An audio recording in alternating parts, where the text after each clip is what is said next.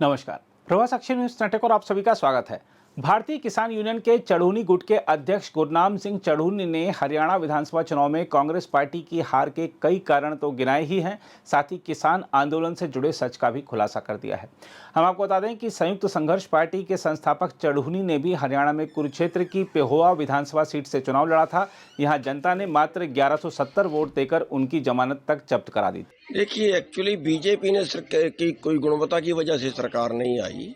सरकार जो आई है वो हुड्डा की नालायकी की वजह से आई है। अब हरियाणा के अंदर फुल फ्लैग इंचार्ज जो है वो हुड्डा को बना दिया। कोई भी अगर हरियाणा में कोई किसी काम के लिए जाता था तो सेंटर वाले कहते थे हुड्डा साहब से बात कर लो। अब हुड्डा साहब ने क्या किया? हुड्डा साहब ने सबसे बड़ी गलती ये की कि उसको 3-4 टिकट किसान वर्ग को देने चाहिए थे, जो उसने एक सिंगल भी नहीं दिया। और उसने बल्कि टिकट देना तो बहुत दूर की बात है, उसने किनारे किया अपने जो उसके संगठन के लोग थे उनको भी, जैसे कुमारी सैलजा को, जैसे रणदीप सुरजेवाला को, जैसे किरण चौधरी होगी, या वो सिरसेवाला हो गया तंवर, या आप किसानों में लगाए हमें किनारे किया, रमेश दलाल को किनारे किया, हर्ष शिकारा को किनारे किया। राजनीतिक पार्टी से जहाँ समझौता करने वाली बात थी किसी एक से भी नहीं किया। आम आदमी पार्टी को भी किनारे किया। अब अहंकार ये आ गया कि माहौल तो मेरे पक्ष में है ही, और कोई ऐसा आदमी बीच में ना आए सरकार के अंदर जो तेरे आगे बोले, ये उसके अंदर भावना बैठ गई। और उस भावना ने फिर जो है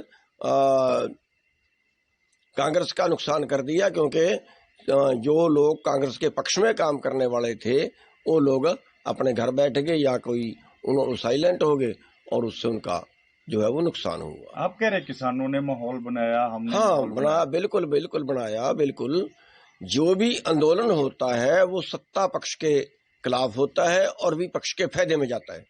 अब जैसे दिल्ली का आंदोलन था अन्ना हजारे का, जब कांग्रेस की सरकार थी, उसने कांग्रेस की जड़ें उखाड़ दी, बीजेपी की जड़ें लगा दी, बीजेपी के फायदे में गया। उसका मतलब ये नहीं है कि हमने कोई कांग्रेस के साथ मिलकर आंदोलन किया था, मतलब ये नहीं है।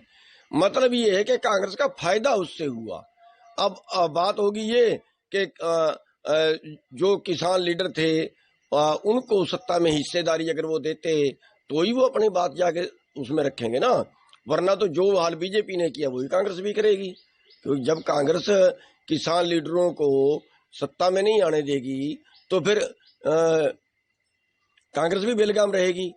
तो इसलिए हम जो थे, हम ये चाह रहे थे कि हम सत्ता में जाएं ताकि अपनी बात वहां अंदर रखें और वहां पे जाके कानून बनवाएं।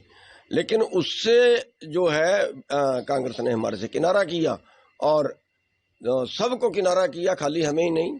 और उस चीज ने जो कांग्रेस का था वो बेड़ा गर्क कर दिया। और मैंने पहले ही बता दिया था, और इसके पहले लोकसभा का चुनाव था। अब लोकसभा में एक सीट चौटाला मांग रहा था कि हम मांग रहे थे, मांग नहीं रहे थे, बल्कि इन्होंने आप ही कहा था खुद। जो है दीपेंद्र ने मुझे बुलाया था और दीपेंद्र ने बुला के कहा कि एक टिकट हम आपको देंगे, और बाद में मुकर गए। अगर 2 टिकटें ये हमें देते तो 9 सीट हरियाणा में जो है वो बीजेपी की आती लोकसभा में।